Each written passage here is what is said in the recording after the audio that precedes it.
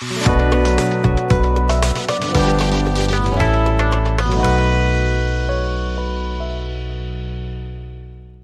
बच्चों, अब अगर रेजिस्टेंस पैरेलल में हो तब क्या करेंगे। पैरेलल मैंने आपको क्या बताया था, पैरेलल में वोल्टेज सेम होता है लेकिन करंट डिस्ट्रीब्यूट होता है। देखिए अगर यहाँ से मान लीजिए आई करंट आ रहा है, ठीक है, जैसे कि ये करंट है आई आ रहा है, तो यहाँ पे ये एक्स जो है जंक्शन है, यहाँ से क्या हो जाएगा, करंट डिस्ट्रीब्यूट हो जाएगा I1 I2 एंड I3। तो I can be given as I1 plus I2 plus I3, ठीक है।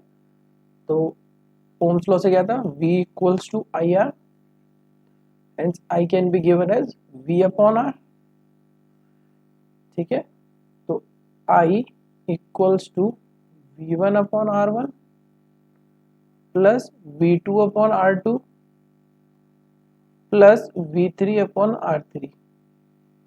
ओके स्टूडेंट्स, तो देखिए पैरेलल में है तो पैरेलल में क्या होगा, जैसा कि हमने डिस्कस किया था कि वोल्टेज इक्वल होता है,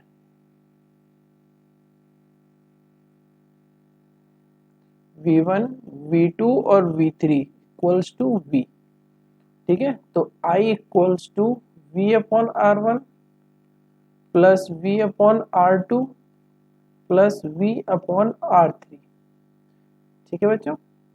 तो अच्छा, ये I को भी हम क्या लिख लेंगे, V अपॉन R, जिसमें कि ये जो V होगा ये क्या होगा, बैटरी का वोल्टेज अपॉन इक्विवेलेंट रेजिस्टेंस, या हाँ इक्विवेलेंट, जैसे हमने लिखा था ना इक्विवेलेंट रेजिस्टेंस ऊपर सीरीज के लिए, इसीलिए इस तरीके से हम इक्वल रेजिस्टेंस भी लिखते हैं पैरेलल के लिए।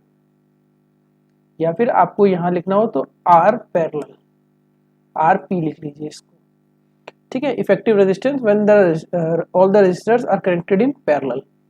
तो देखिए वोल्टेज आप भी कॉमन लीजिए, RP equals to V common लिया हम लोगों ने, तो 1 upon R1 plus 1 upon R2 plus 1 upon R3, V से V कैंसिल आउट हो गया। तो देखिए 1 upon RP is equals to 1 upon R1 plus 1 upon R2 plus 1 upon R3, ठीक है बच्चों। तो देखिए, तो इस पूरे सर्किट को, ये पूरे सर्किट को किसी और कलर से कर देता हूँ। V वोल्टेज ये है आपका जो बैटरी का वोल्टेज होगा, यहाँ से यहाँ तक पॉजिटिव नेगेटिव, ठीक है। देखिए देखिए बच्चों, ये जो ओवरऑल रेजिस्टेंस होगा,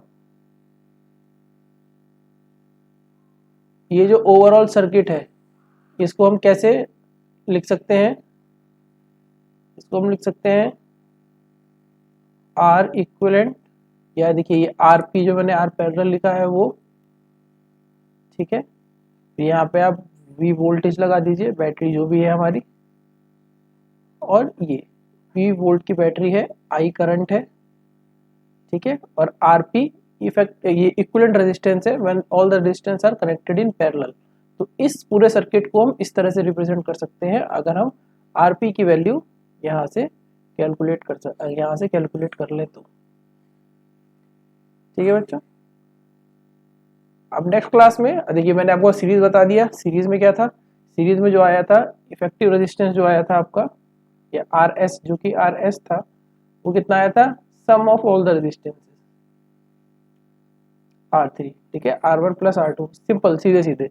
लेकिन पैरेलल केस में क्या था, जब पैरेलल रेजिस्टर कनेक्ट होते हैं तो उनका रेसिप्रोकल हम ऐड करते हैं, ठीक है। We can conclude that reciprocal of equivalent resistance of group of resistances is joined in parallel is equal to the sum of reciprocals of individual resistances, ठीक है। तो जब ध्यान रखेंगे, जब पैरेलल में होगा तो वोल्टेज सेम होंगे सारे रेजिस्टेंस के थ्रू, और जो इक्विवेलेंट रेजिस्टेंस निकालेंगे पैरेलल के केस में वो रेसिप्रोकल को ऐड करके निकालेंगे, और सीरीज में होगा तो सारे रेजिस्टेंसेस के थ्रू करंट इक्वल होगा, और जो इफेक्टिव रेजिस्टेंस निकालेंगे वो सबको ऐड करके निकालेंगे। नेक्स्ट वीडियो में हम लोग इसी के ऊपर 2 क्वेश्चंस करेंगे, 2 या 3 क्वेश्चन जितने भी होंगे, ताकि ये कॉन्सेप्ट और अच्छे से समझा जा सके। थैंक यू बच्चों।